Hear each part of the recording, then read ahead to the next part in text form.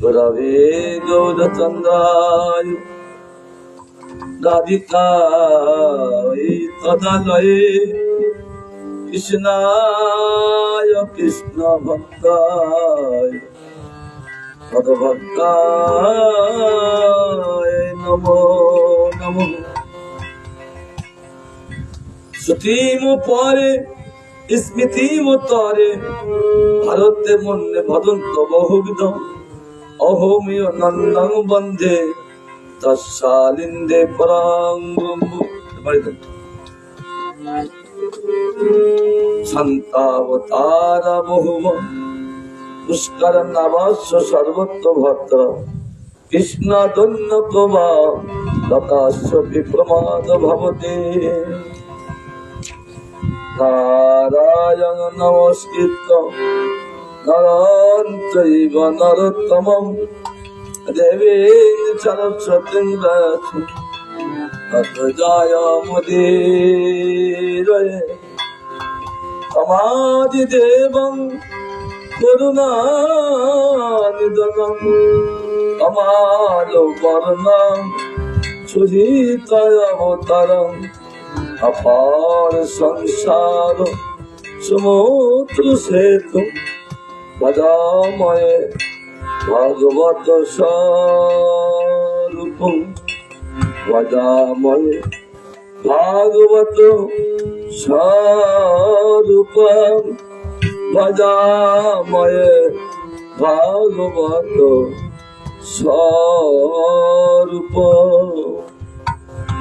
गोविंदेति मंगलम गोविंदेति पावनम गोविंदेति दशनम गोविंदेति भूषणम गोविंदेति जीवनम गोविंदेति सर्वोत्तम गोविंदेति सर्वेश्वरेश्वरम। ओम शांति ओम शांति। मंगलांग भगवान विष्णु मंगलांग गुरुधर मंगलाय तय हरि विष्णु स्फुरमात्रेण मंगलं सन्न संशय। वैष्णव भगवान प्रसन्न हमारे सेवा वैष्णव भगवान प्रीति निमित्त हो। गोविंद गोविंद हरे मुरारे हे नाथ नारायण वासुदेव। गोविंद गोविंद हरे मुरारे हे नाथ नारायण वासुदेव। हे नाथ नारायण वासुदेव हे नाथ नारायण वासुदेव। गोविंद गोविंद हरे मुरारे गोविंद गोविंद मुकुंद कृष्ण गोविंद गोविंद रतंग पाले गोविंद गोविंद नमो नमस्ते गोविंद गोविंद नमो नमस्ते गोविंद गोविंद नमो नमस्ते। जय कृष्ण चंद्र भगवान की जय।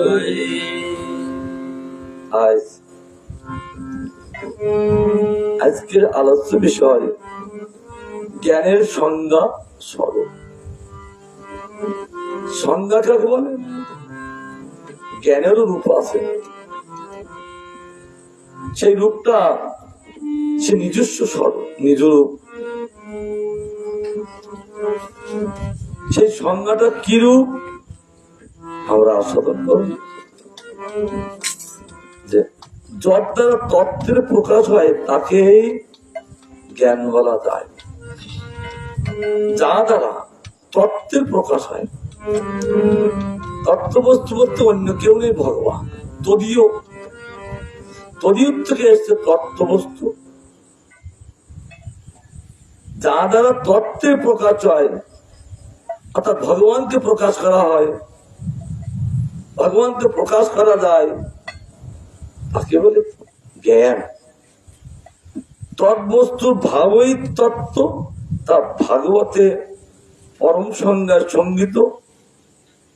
সে তত্ত্ববস্তু কি ভগবান, তার যে ভাব যারা আস্বাদন করেন সেই তো তত্ত্ব। জীব ভগবানের ভাব কে আস্বাদন করতে পারেন, অর্থাৎ ভগবানের কৃপায় ভগবানের ভাব আস্বাদন করেন। মূলি তার করুণা ছাড়া আমরা সেই ভাবে আমরা গোবিন্দের ভজনা করতে পারবো না। একমাত্র তারই ভাবে, তত্ত্ববস্তু গোবিন্দের ভাবে আমরা তারে আমরা আস্বাদন করব, বুঝতে পারব। সেটা প্রকৃত জ্ঞান। সেই জ্ঞানটা মাইক জ্ঞান না, আত্মজ্ঞান।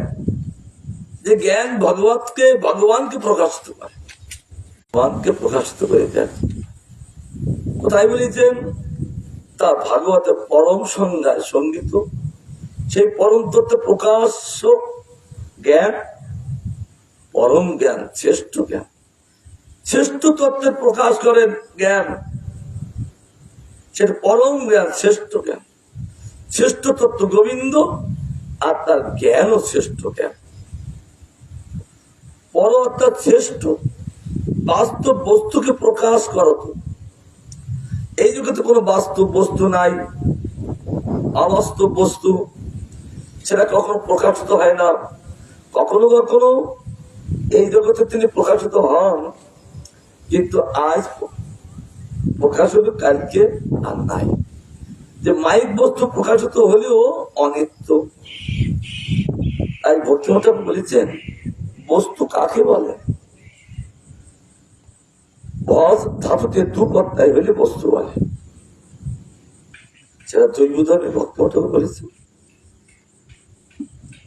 সেটা কেমন?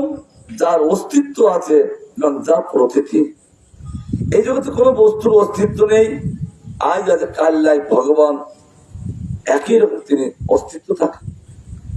এটা যার বিশ্বাস, প্রকৃতি শব্দ বিশ্বাস, তাকে বলে বস্তু। আর পর অর্থাৎ শত্রু অনর্থকে বিনাশ করে। কেন সেটা পরম জ্ঞান বলেছেন? শত্রুকে বিনাশ করেন, আর জীবের যত অনর্থ আসে সেই অনর্থকে বিনাশ করে দেয় বলিয়া জ্ঞানের পরম বিশেষণ। এর উপরে বিশেষণ নেই। পর শ্রেষ্ঠ, বাস্ত কেন মিয়তে পর, ছত্র মিয়তে লিয়ে ইত পরম। বিষ্ণু পুরাণ বলেন, যার দ্বারা মুক্ত, দোষ নির্মল ও পরম শুদ্ধ একরূপ সত্য বস্তু প্রকাশিত জ্ঞাত দৃষ্ট অবিগত অর্থাৎ প্রাপ্ত হওয়া যায়, তাকে জ্ঞান বলে, তদন্য অজ্ঞান। আর তাছাড়া অজ্ঞান। বিষ্ণু পুরাণ বলতে একটা শ্লোকের ব্যাখ্যা দাও, যা দ্বারা তিনি মুক্ত হয়ে যান, দোষ চলে যান, নির্মল হয়ে যান, শান্ত হয়ে যান, অর্থাৎ পরম শুদ্ধ একরূপ। তিনি বহুরূপী আছেন, কিন্তু চিত্ত যখন পরম শুদ্ধ হন, তখন দেখেন এই যত রূপ আছেন সব গোবিন্দ। তারা বুঝতে পারে এই জগতে তিনি। এখন আমরা বুঝতে পারবো না, তত্ত্ববস্তুর তত্ত্বজ্ঞান না লাভ করলে তাকে বোঝা যায় না। বোঝার জন্য সাধুসঙ্গ, অন্য কিছু করার জন্য সাধুসঙ্গ নয়। ভালো খাওয়া করা, ভালো সবকিছু করা, এটা সাধুসঙ্গ না। এটাই গুরু পরমাত্মা আশ্রয় করার উদ্দেশ্য না। উদ্দেশ্য হলো আমার যাকে জানলে আর কাউকে জানতে হয় না, সে ভগবানকে জানার জন্য এই গুরু পরমাত্মা আশ্রয়। আর গুরু পরমাত্মায় আশ্রয় না করলে তাকে জানা যায় না। না, জানাবেন তো গুরুদেব, আবার তিনি নিয়ে যাবেন গুরুদেব কাছে, গোবিন্দের কাছে। তখন গুরুদেব যখন নিয়ে যাচ্ছেন, তখন সত্য বস্তু ভগবানকে দর্শন করবে আর বলছে, হায় হায়, আমি এতদিন অজ্ঞানতা ছিলাম, আর এই ভগবানকে ভজন না করে আমার কি দুর্গতি। তাই বলছে সত্য বস্তু প্রকাশ জ্ঞাত জানান, জ্ঞাত শব্দে জানান। আর কি করে দৃষ্ট দেখান। জ্ঞান এমন একটা বস্তু, ভগবত জ্ঞান তিনি দেখান, কেবল জ্ঞাত করে না, জানান না। বেদ যেমন সে তত্ত্ব বস্তু ভগবানকে দেখান, আঙ্গুলতে ওই দেখো সে ভগবান, তাই তাকে দেখান। এবং শুধু দেখান না, দৃষ্ট তাকে দেখা যায়। আর অভিজ্ঞত অর্থাৎ প্রাপ্ত হওয়া যায়। তাই বলতে তাকে জ্ঞান বলে, তদন্য অজ্ঞান। আর তাছাড়া সব অজ্ঞান। তাহলে ভগবত জ্ঞান গীতায় বলেছে খড়গ জ্ঞান লোকে বলেছেন, এক জ্ঞান রূপ খড়গ দ্বারা জীবের যত অনর্থ বিনাশ করে গোবিন্দের সেবায় নিযুক্ত হওয়া, সেটা গীতায় বলেছে। সংজ্ঞায়তে যেন ততস্তু দশং শুদ্ধং পরং নির্মলং মেক প্রূপং সংদৃশ্যতে চাপ্য বিগম্যতে বা তজ্ঞান অজ্ঞান মাতানুত্তম। বুঝছেন? বিষ্ণুপুরাণ আরো প্রমাণ দিয়ে কথা বলে। আজ আমাদের শাস্ত্রে প্রমাণ শাস্ত্র, বিনা প্রমাণে ছাড়া কথা হবে না, কথা বলতে প্রমাণ দিয়ে। আর যিনি কলিযুগে এই লীলা করে চলেছেন ভগবান, তিনি প্রমাণ লীলা করেছেন, ভাগবতে প্রমাণ লীলা। তিনি ভাগবতের বাইরে একদম কিছু লীলা করেননি, কথা বলেননি, চলেননি, করেননি, সব প্রমাণ দিয়ে। শ্রেষ্ঠ ব্যক্তি যদি প্রমাণ দিয়ে না কথা বলে, তাহলে লোকে মানবেন না। তা ভগবান দেবেন কি প্রমাণ মমলা প্রেমা অপমধ্যমা সেই চৈত্র মহাপ্রেম পথ তার তত্ত্ব দান করেন। আর তার প্রমাণ দিচ্ছে শ্রীমান মহাপ্রভু। তার শ্রেষ্ঠ প্রমাণ এই জগতে আর কিছু নাই। তাই তিনি প্রমাণ দিয়ে জানিয়ে তাদের সঙ্গে লীলা করেছেন। তার জন্য তার কথা মাধুর্যময়, সবাই মেনেছেন, জেনেছেন তিনি সেই ভগবান। তার জন্য ওই ভাবরাজ্য প্রবেশ করে তারা কেবল নাম সংকীর্তনে মজি দিয়ে কেবল প্রেম রস আস্বাদন করতে লাগবে। প্রমাণ ছাড়া কথা নাই। সব একটা শাস্ত্রে প্রমাণ দেওয়া যায় না। তাই ব্যাসদেব উপনিষদ, পুরাণ, বেদ, বেদান্ত, উপনিষদ, মহাভারত, গীতা, আর লাস্টে তিনি সব গ্রন্থের সার এই প্রকাশিত করে একটি গ্রন্থ নাম দিলেন শ্রীমদ ভাগবতম কি। লাস্টে নাম দিলেন সেটা ভাগবতম। এই ভাগবত কি? ব্যাসদেব বলছেন সর্ববেদান্ত সারাঙ্গে ভাগবত বিশ্বতে তৎরসম তৃপ্তস্য নান্যত্ব সৎ প্রতিকাশিত। কারণ এই ভাগবত একবার যিনি পান করেন আর তার অন্য কোন রসের কোন রুচি থাকে না, কেবল তিনি এই ভাগবতামৃত রস কেবল পান করতে থাকেন। শুধু পান নয়, মত্ততা হতে থাকেন, কখনো গাইতে থাকেন, কখনো পাগল পাগল হতে থাকেন, কখনো উচ্চস্বরে হাসতে থাকেন। এই পরম বস্তু পানের এত ফল। তাই প্রমাণ দিয়ে কথা বলছে, সেই পরম তত্ত্বের জ্ঞান সম্বন্ধবিধেয় ও প্রয়োজনাত্মকা। আমাদের গোবিন্দের সঙ্গে সম্বন্ধ করে কে দেন? গুরুদেবে। কথা হচ্ছে না, বলছেন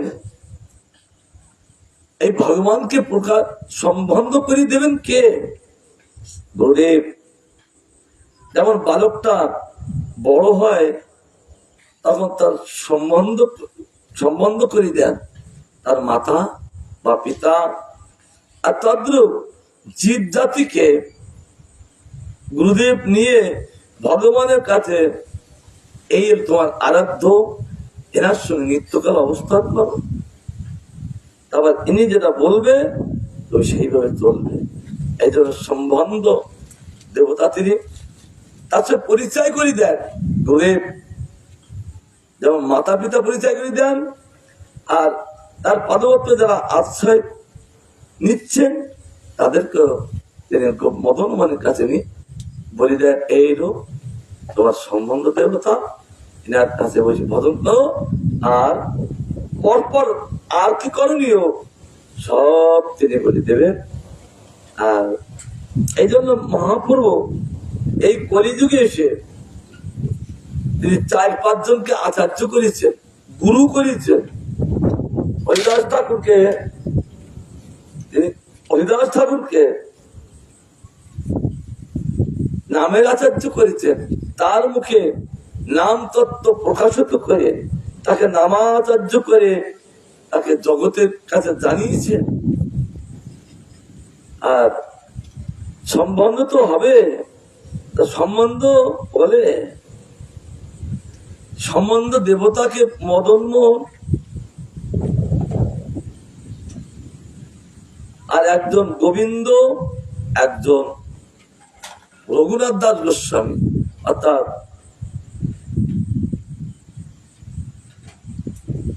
এই মহাপ্রভু তাদের ভজনে তাদেরকে দর্শন করে সনাতন গোস্বামীকে আজকে বললেন, তুমি তত্ত্বাচার্য, তত্ত্বভর্তৃ ভগবানকে যে প্রকাশ করেন, এই জন্য তোমার নাম আজ থেকে টাইটেল হবে, তোমার উপাধি হবে না আচার্য বা তত্ত্বাচার্য।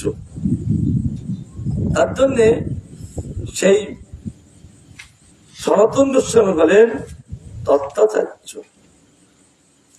আর রূপ গোস্বামীকে নাম দিলেন রসাচার্য। শ্রীমান মহাপ্রভু ভাগবতী যত রস প্রকাশিত করেছেন রূপ গোস্বামী পাপ, যখন সুখদেব গোস্বামী পাপ যখন পরীক্ষিতকে ভাগবত বলেছিলেন, কিন্তু এমন গোপনীয় রসময় বস্তু তার কাছে তিনি প্রকাশিত করতে পারেননি, কারণ তিনি দ্বারকাধীশের ভক্ত, আর সুখদেব গোস্বামী পাদলেন নন্দনন্দনের ভক্ত। তার তিনি কখনো কখনো তিনি ভাবরাজ্যে যেতেন, আবার স্তম্ভিত হয়ে যেতে বলতে পারতেন না, আবার চিন্তা করতেন না, আমি যদি ভাবরাজ্যে যাই, আর 7 দিন মাত্র আয়ু, আবার তিনি শ্লোকের মধ্যে রেখে গেলেন, এই শ্রীমদ ভাগবত যদি কেউ পড়েন, রসাচার্য যিনি যদি পড়েন, তাহলে আমার এই বস্তুগুলো তিনি প্রকাশিত করবেন। যখন মহাপ্রভু রূপকে যখন দশস্বমেধ ঘাটে 10 দিন তাকে শিক্ষাদান করেছিলেন, করিয়ে দিয়েছিলেন শক্তি সঞ্চার করে, কারণ জীব জাতির শক্তি নাই, সে শক্তিতে ভগবত বোধন হয় না। তার জন্য ভগবান আবার সব যারা ভজন করেন তাদেরকে শক্তি প্রদান করেন, মায়ের শক্তি না, যে শক্তির দ্বারা সব প্রকাশ করতে পারেন, দুর্বল ব্যক্তি প্রকাশ করতে পারেন না। তাই শ্রীমান মহাপ্রভু 10 দিনকে তাদের শিক্ষা দিয়ে কৃষ্ণ তত্ত্ব, সম্বন্ধ তত্ত্ব, অবিধীয় তত্ত্ব, এইগুলো কৃষ্ণ তত্ত্ব, ভক্তি তত্ত্ব, রসতত্ত্ব, প্রান্ত সব তত্ত্ব শিখেলেন প্রভু ভগবত সিদ্ধান্ত। যত তত্ত্ব বস্তু ছিলেন ভাগবত সিদ্ধান্ত দিয়ে এই রূপ দ্বারা সব প্রকাশিত করেছিলেন, আর তাকে বোধদাম পেটেছিলেন।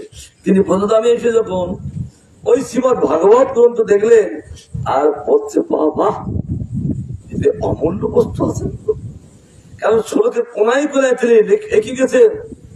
সাধারণ ব্যক্তি সেই বস্তু প্রকাশ করতে পারেন না, কে করেন? সমুদ্রের তলে যে রত্ন আছে একমাত্র ডুবুরি জানেন, দ্বিতীয় কেউ জানেন না। আমাদের সনাতন রূপবস্যের পাপ তিনি সব বুঝতে পেরে তার থেকে রসময় বস্তু প্রকাশ করে একটি উজ্জ্বল নীলমণি, ভক্তি রসামৃত গ্রন্থ, তারপরে লঘু ভাগবতামৃতম, আর পরে আর কিরণ মালা কণা বলে একটা গ্রন্থ আছে, সেগুলো প্রকাশ করতে ভাগবত থেকে সমস্ত প্রকাশ করে তিনি 4টি গ্রন্থকে প্রকাশ করেছিলেন। কারণ সার বস্তু তো আছেন। এই জন্য আমাদের 3 জন দেবতা আছেন, সম্বন্ধা, অবিদেয় এবং প্রযোজক। সশক্তি অনাদির আদি গোবিন্দ নামা পরমেশ্বরের সেব্য, তিনি সেবভক্ত। সশক্তি নিজ শক্তি, অনাদির আদি, সকলের তিনি আদি। জগৎ সৃষ্টি হয়নি, তার আগের থেকে তিনি অবস্থান করছেন। এই জন্য অনাদি আদি সে ভগবান। কে গোবিন্দ নামা, তিনি পরমেশ্বরের সম্বন্ধ, সেব্য সম্বন্ধ তত্ত্ব, এবং তার উপাসক জীবই সেবক সম্বন্ধ তত্ত্ব। তাকে যারা উপাসনা করেন তারাই হলেন জীবই সেবক সম্বন্ধ তত্ত্ব। জীব সেই মদনমোহনের আনুগত্যে সম্বন্ধের সহিত তারা ভজন করেন। শব্দব্রহ্ম ভেদ এবং তত্ত্বত্রয় অন্যায় ব্যতিরিক ভাবে এবং মুখ্য গৌণ ভাবে প্রকাশ করে এই সম্বন্ধ। তত্ত্বত্রয় কি? সম্বন্ধ, অভিধেয় আর পরিজন। এটা কিভাবে? অন্যায় ভাবে, ব্যতিরিক ভাবে এবং মুখ্য ও গৌণ ভাবে প্রকাশ করে। গৌণ সাথে গণনা, ভগবানের 12টি রস আছে, 7টি গৌণ রস আর 5টি মুখ্য রস। গৌণ রস তাহলে মুখ্যরাকে প্রকাশ করতে পারেন না, গৌণ রসে মুখ্যরাকে প্রকাশিত করেন, শ্রেষ্ঠত্ব প্রকাশ করেন। তার জন্য ভগবান তিনি ব্যতিরিক এবং অন্যায় ভাবে সেটা তিনি প্রকাশিত করেন। জ্ঞানের উপাদান ও উদয় রস। জ্ঞানের উপাদান কি? সে উদয় কি? তার বিশেষ রহস্য। রহস্য শব্দ গোপনীয়, যে কথাগুলো প্রকাশ করেননি সেই কথাগুলো বিশেষজ্ঞ ব্যক্তি আপনজন অতি নিজজনের কাছে সেই ব্যক্তি প্রকাশিত করেন। এরা অর্জুনকে বলেছে, অর্জুন আরে বল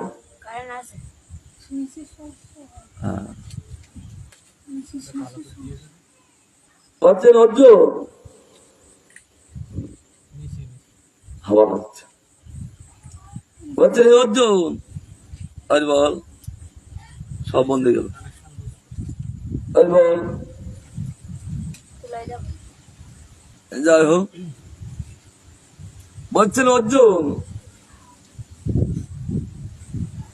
আজ যে তোমাকে তত্ত্ব বস্তু বলছি, আজ পর্যন্ত কারোর কাছে আমি প্রকাশ হতে পারি না। একমাত্র তুমি আমার অতি অন্তরঙ্গ, তাই এই গোপনীয় বস্তুগুলো আমি তোমার সঙ্গে বলছি। সেটা কি? রাজবিদ্যা, রাজগুচ্ছ, যে কথাগুলো কারোর সঙ্গে প্রকাশিত করা যায় না, আর সেই বস্তু আমি তোমার কাছে প্রকাশ করছি। তুমি আমার অতি নিচুত, তাই বলছে উদয় রহস্য, আর তার কিছু গোপনীয় আছে। জ্ঞানের উপাদান কি? তদুত্তরে ভগবান শ্রীকৃষ্ণ বলেন, বিবেক, বেদ, অবশ্য প্রত্যক্ষ ঐতিহ্য ও অনুমান হইতে জ্ঞানের উদয় হয়। কতগুলো বিশেষ দিচ্ছে ভগবান নিজে। তিনি বলেন বিবেক, বেদ জানা, তপস্যা। তপস্যা শব্দের অর্থ হল কষ্ট সহ্য করে অপ্রাপ্ত বস্তু প্রাপ্তি হওয়ার নাম তপস্যা। প্রত্যক্ষ প্রমাণ দিয়ে কথা বলে, ঐতিহ্য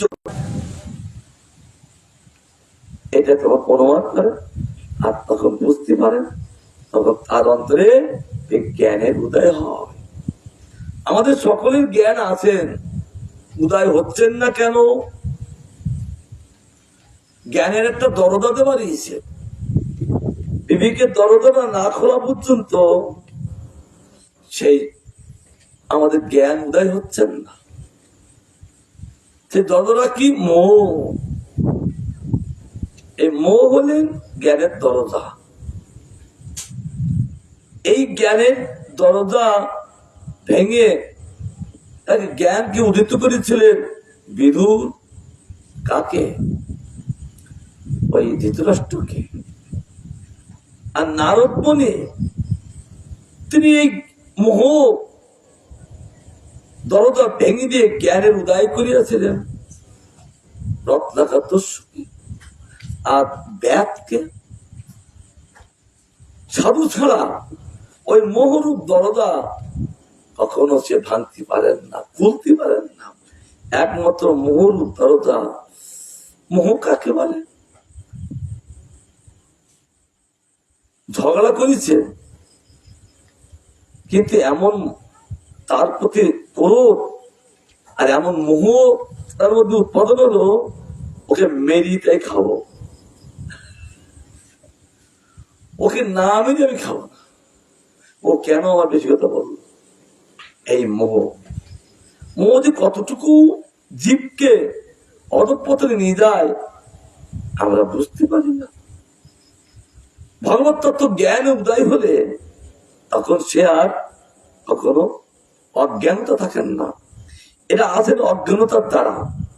এই জন্য সাধু জ্ঞান এই অজ্ঞানতা, মোহের অপর নাম অজ্ঞানতা। তার জন্যে ওই সাধুগণ ওই দরজাটা খুলিয়ে দেন, তাছাড়া অন্য কেউ করতে পারেন না। নারদ করতে পারেন, বিদুর করতে পারেন, মা ভাগবত। আর তখনই তিনি বুঝতে পারেন, বাহ, আমি এতদিন কি ভুল কাজ করেছিলাম। কেন আমার এত বয়সী ছোট্ট বেলার থেকে আমি কেন গুরুপদ আশ্রয় করি, ভজন করি নাই? তখন সে কষ্ট করতে পায়, এর আগে নয়। মানুষ তো বুঝতে পারছে না, মোহ দ্বারায় বয়সগুলো কাল খেয়ে ফেলছে, তথাপি একটু বুঝতে পারছেন না যে আমাদের প্রতি মুহূর্তে কাল সব গ্রাস করছে। দেখছেন না, শুনছেন না।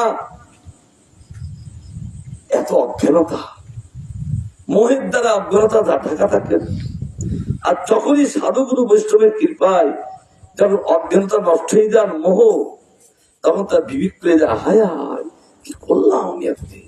ইস, আমার এই দেহটা তো ভগবত ভজনের জন্য দেহ, আজ আমি অন্যভাবে দেহটা নষ্ট করে দিলাম। না, আর নয়, বাকি জীবনটা আমি গুরুপদ সেবায় দিয়ে আমি এখন গোবিন্দ ভজন ছাড়া আর আমি কাউকে ভজনা করব না, তখন বলতে থাকে। তাই ভগবান বলছেন, জ্ঞানন বিবেক নিগমস্তপস্য প্রত্যক্ষ মাতানুমানম। আবার বিষ্ণু করে বলেন, নিমর্থ ও বিবিকজ বেদে জ্ঞান জীবিত। প্রথম কি?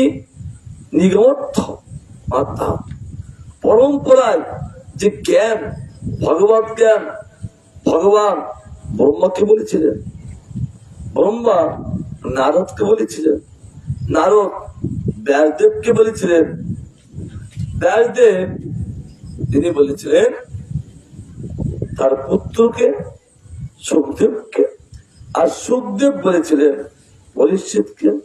আর পরবর্তীতে কালে সেই সুখের সবাই যে ছিলেন অল্প বছরের বালক, সুখদেব যেমন তিনি ভাগবত বলেছিলেন ঠিক তেমনি করে তিনি শুনেছিলেন। তাই তিনি বলেছিলেন, আমার 30 বছর পরে নৈমিষারণ্যে এই শতগোস্বামী পাদ তিনি ভাগবত বলবেন। তাই শ্রীমদ ভাগবত কি। এই নিগম উপর থেকে আসছেন, এই জন্য ভাগবত গান করেছেন। নিগম গল্প তরুর গলিত ফলম সুখম মুখত মৃত দুর্ব সংগীতম বিগত ভগবতং রসমলয়ম মোর রসিকা ভাবুক। এই রসিক ভাবুকগণ এই অমৃত রসপান তারাই করবে। রসিক ভাবুক, তার মতো রসিক নয়, ভাবুক না, তাহলে কি আমরা এই ভাগবত রস পান করতে পারবো না? সুখদেব গোস্বামী বলতেন, হ্যাঁ হ্যাঁ তুমি পারবে। একটা নিমন্ত্রণ বাড়িতে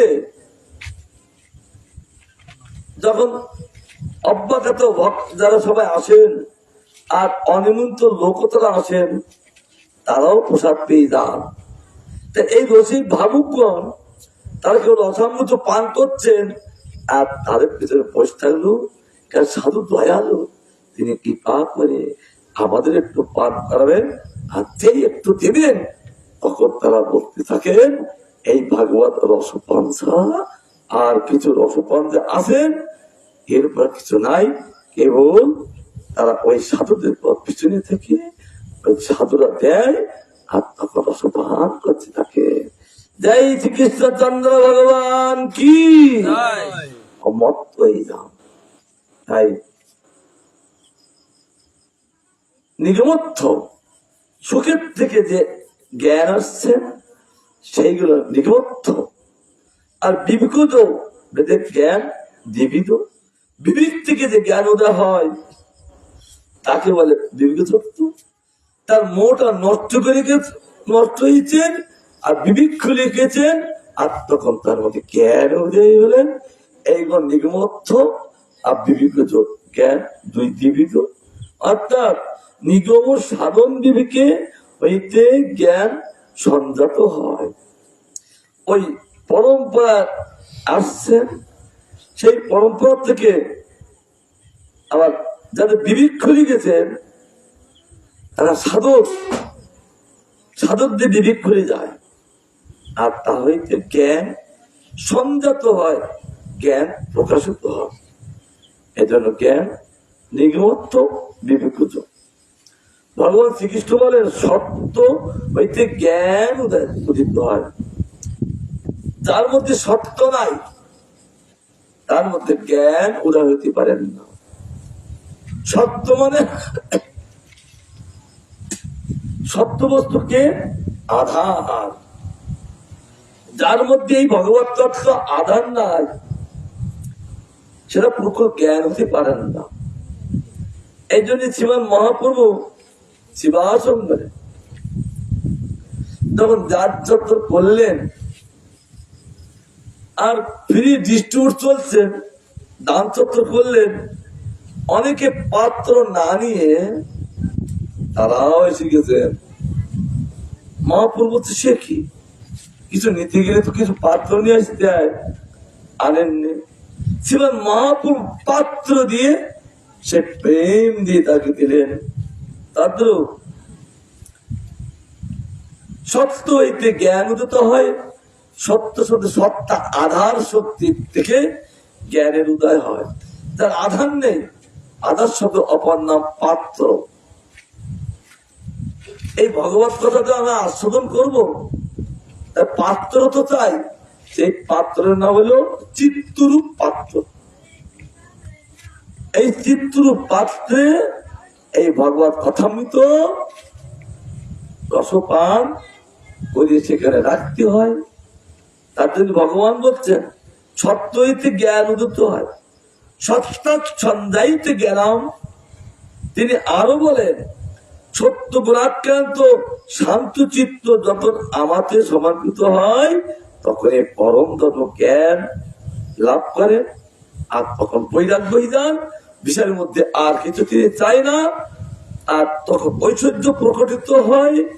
আমার ভক্তিজনকেই ধর্ম সমস্ত পদার্থের একাত্ম অর্থাৎ বাসুদেব ময়ত্ব দর্শনে জ্ঞান, গুণে অনাসক্তি, বৈরাগ্য এবং সিদ্ধি ঐশ্বর্য।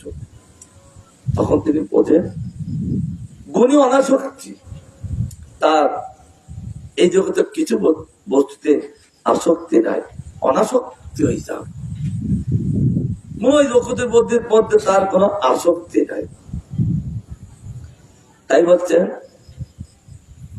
যতদিন পর্যন্ত সেই ভগবানের পরবর্ত আশ্রয় না করতে পারবো ততদিন পর্যন্ত আমরা জ্ঞান লাভ করতে পারবো না। জ্ঞান তো সেখানেই থাকে, কার কাছে থাকেন? এই জ্ঞান থাকে গুরুদেবের কাছে, এই জ্ঞান থাকে বৈষ্ণবের কাছে, এই জ্ঞান থাকে ভগবানের কাছে। এই একবার সংযত হয়, এক বিবেক দ্বারা প্রকাশিত হন জ্ঞান, আর একটা নিগমত্ব, আর তার সুখমুখ থেকে যে রস পান করেন তার থেকে রস পানে তার বিবেক উদয় হয়। এই জন্য সেই জ্ঞান এই দুটো জায়গা থেকে সংযত হয়, অর্থাৎ প্রকাশিত হয়। তা বলছে তুই যতই যা কিছু করো, আমাকে সমর্পিত না হলে তত্ত্ববস্তু লাভ পারবে কি করে? তাই তিনি বলছেন, ভগবান বলছেন, তখন তার মধ্যে অনাসক্তইতা বৈরাগ্যই আসেন, আত্মসিদ্ধি তার মধ্যে আসেন। সিদ্ধি শব্দের অর্থ হল আত্মসাক্ষাৎকার, ভগবানকে দর্শন করা। আমাদের শাস্ত্রে বলছে আমাদের ভগবানকে দর্শন করা যায়, তিনি দর্শন দেন, আর তিনি আসেন, তার এত প্রভাব। এই জন্য সিদ্ধি ঐশ্বর্য যদা আত্মন্নর্পিতং চিত্তং শান্তং সত্যপবৃঙ্হিতং ধর্ম জ্ঞানং সবৈরাগ্য ঐশ্বর্যং চা বিপদ্যতে ধর্মমত ভক্তি কীট মুক্ত জ্ঞানং চৈকাত্ম দর্শনম মনীষ না সত্য বৈরাগ্য ঐশ্বর্যং নাবি না ঐশ্বর্যং নানি মাদয়।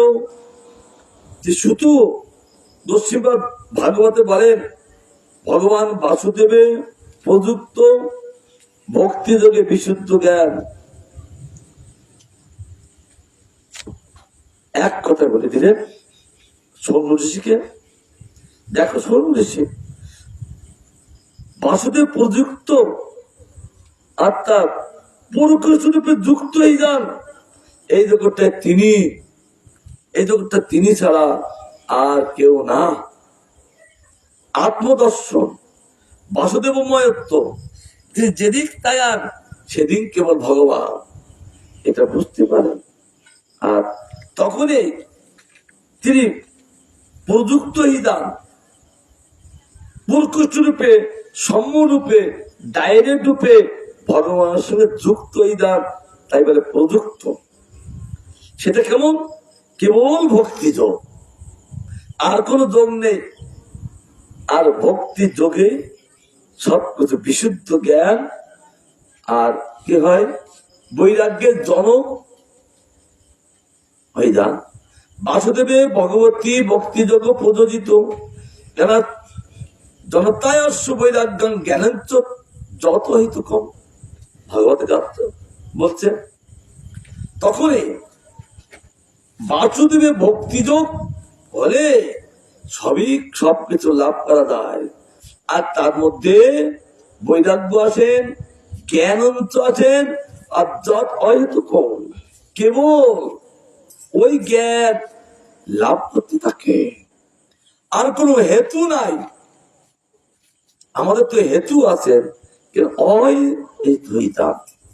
গীতায় ভগবান বলেন 14 মান জ্ঞান লাভ করে, যিনি 14 মান না, তিনি প্রকৃত জ্ঞান লাভ করতে পারেন না। একমাত্র 14 ব্যক্তি তিনি প্রকৃত জ্ঞান লাভ করতে পারেন। কত অধ্যায় বলেছেন গীতায়? 4th অধ্যায় জ্ঞান থেকে বলেছেন অর্জুন 14 মান লভতে জ্ঞানাম তৎ পরত নির্মূলাৎ জ্ঞানাং লব্ধ পরাং শান্তি মতির নাদি করছে। 14 মান ব্যক্তি জ্ঞানের অধিকার হয়, তিনি 14 মান না, তিনি জ্ঞানের অধিকার হয় না। আর 14 মান হলেই তৎপরতা হয়ে যান, এক ধ্যান এক জ্ঞান, আর নির্মল হয়ে যান। জ্ঞানের লব্ধ, জ্ঞান লাভ করে কি করেন? অচিরেই সেই ভগবান পদবত্তকে আশ্রয় করতে দেন। তাই জ্ঞানের লব্ধ পরাম শান্তি তৎ মতির নাদি করছে, শীঘ্রই সেই বস্তু লাভ করতে থাকে। এখানে তাই বলছেন 14 মান লভতে জ্ঞান তৎপরা সংযতীন্দ্রিয় জ্ঞান পরাম শক্তি মতির নাদি করছে। ইহাদের মধ্যে অচিন্ত তত্ত্বে প্রত্যক্ষ অনুমান প্রমাণ নহে মদান শাস্ত্র প্রমাণ। প্রত্যক্ষ তো অনুমান প্রমাণ নহে, প্রত্যক্ষ বস্তু সেটা অনুমান নাই প্রমাণ নাই। তবে কি করে দিবেন প্রমাণটা?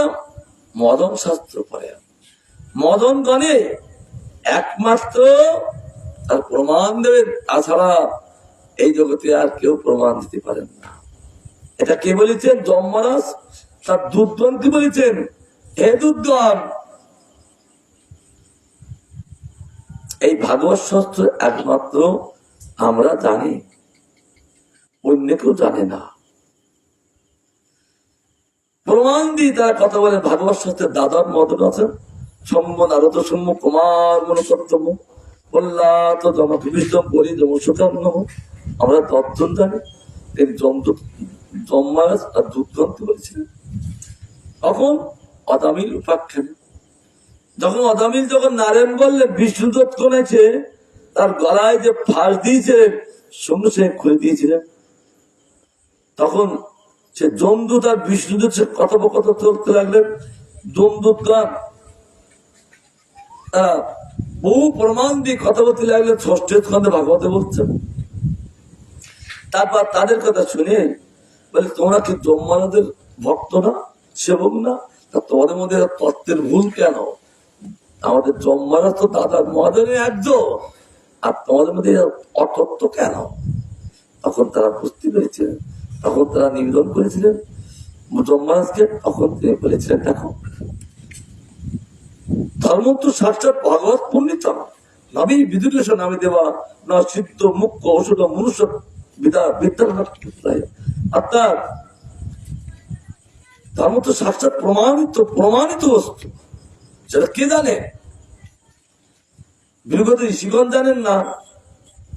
ধর্ম তো সাক্ষাৎ ভগবত পণ্ডিত, ভগবানের দ্বারাই সেই প্রকাশিত হয়েছেন।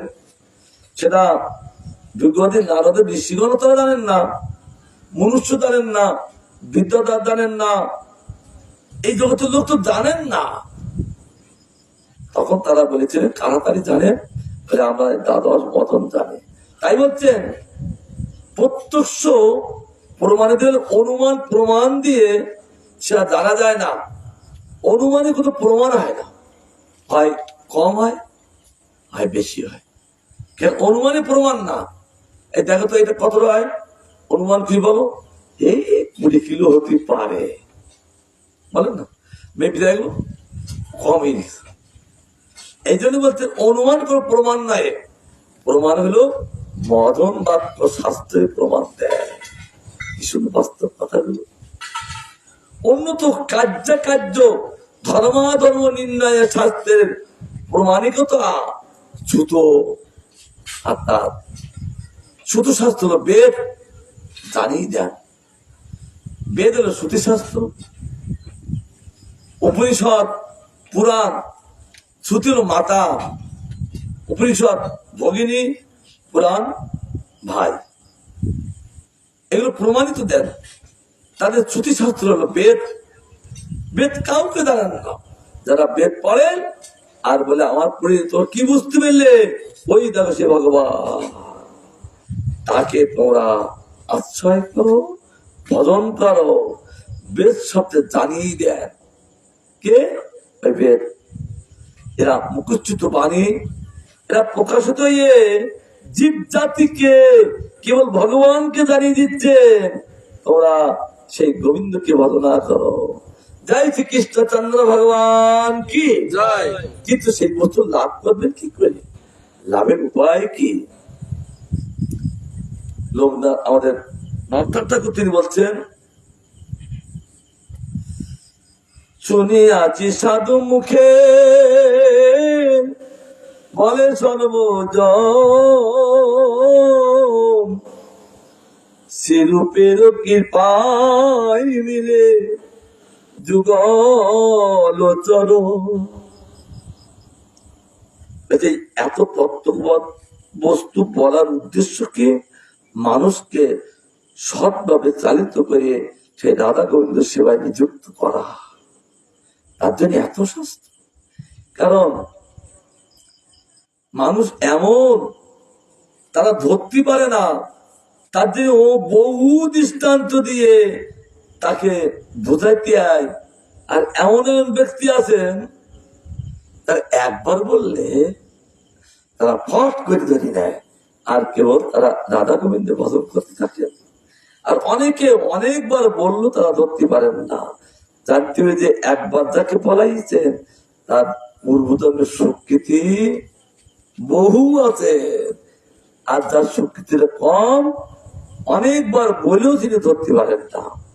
তাই বলছে লোকনাথ নরোত্তম ঠাকুর শিখিয়েছেন এই বস্তু সে যুগল চরণ পাবো কি করে, এত কথা বলার উদ্দেশ্য সে যুগল চরণকে লাভ করা, তাছাড়া অন্য কিছু নাই।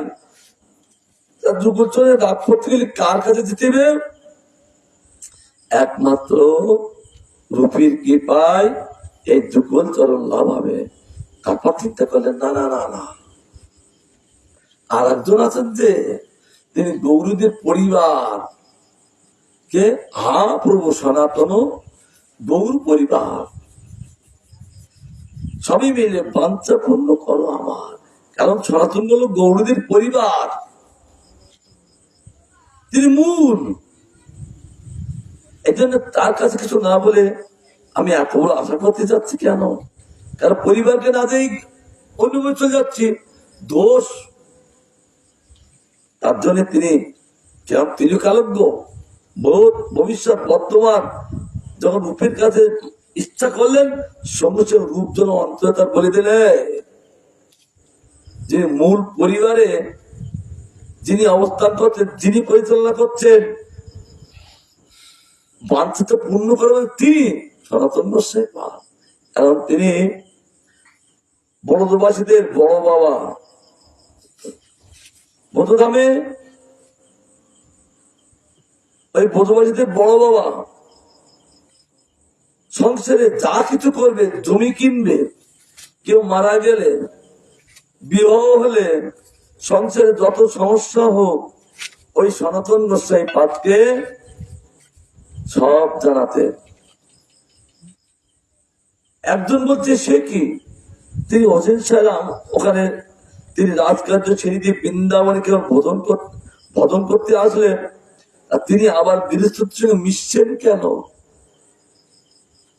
তিনি বলছেন আমি কিন্তু গৃহস্থ দেখছি না, আমি দেখছি এসব কৃষ্ণের পরিকর। তাহলে আত্মদর্শন কি? এই জন্য আমি তাদের সঙ্গে ওঠা বসা করি।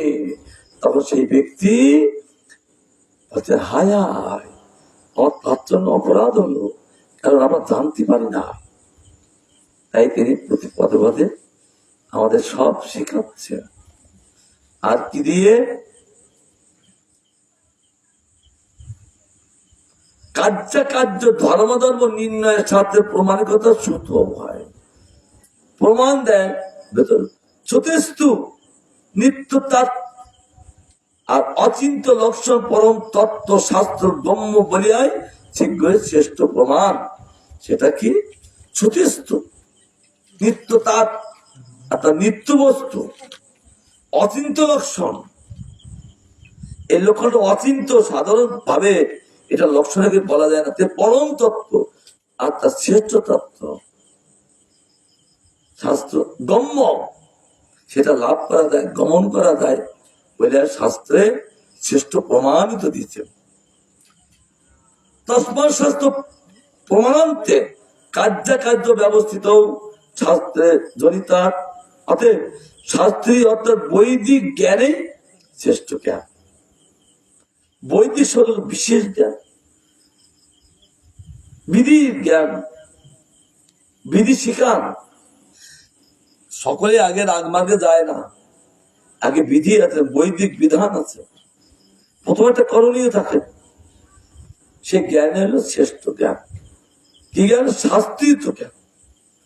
আবার বেদকল্পতর প্রপক্ষ ফল তার সমস্ত শাস্ত্রের সার সংগ্রহরূপ ভাগবত নিরস্ত কোহং কপটতা রহিত, পরম সত্যের উপাসনায় বর্জিত কপটতা কৈতব এতে নাই।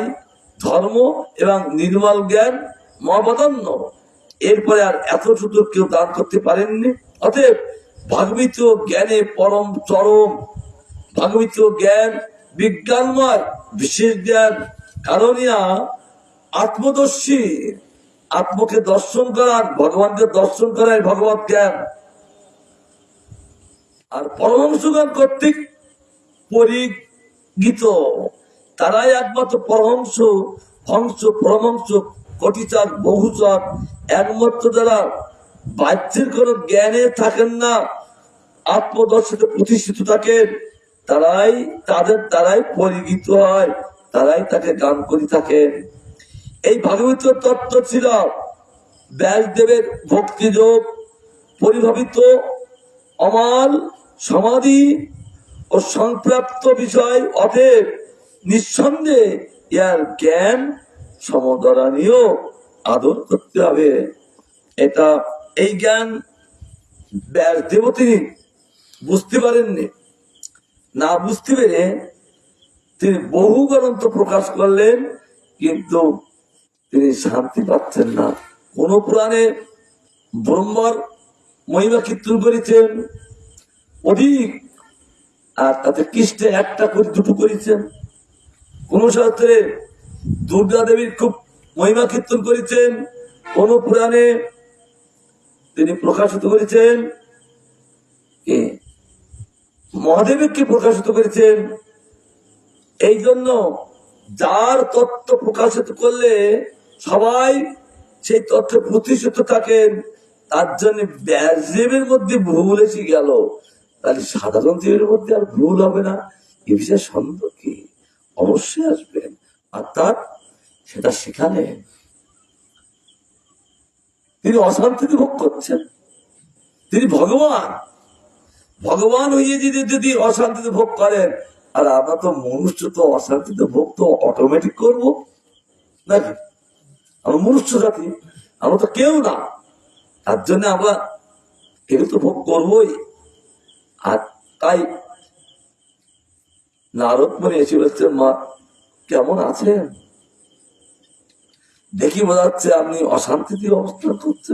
হ্যাঁ, আমি এত বেদ, বেদান্ত, উপনিষদ, মহাপুরাণ, মহাভারত, এত গ্রন্থ প্রকাশ করলাম, কিন্তু আমার অশান্তি যাচ্ছে না কেন?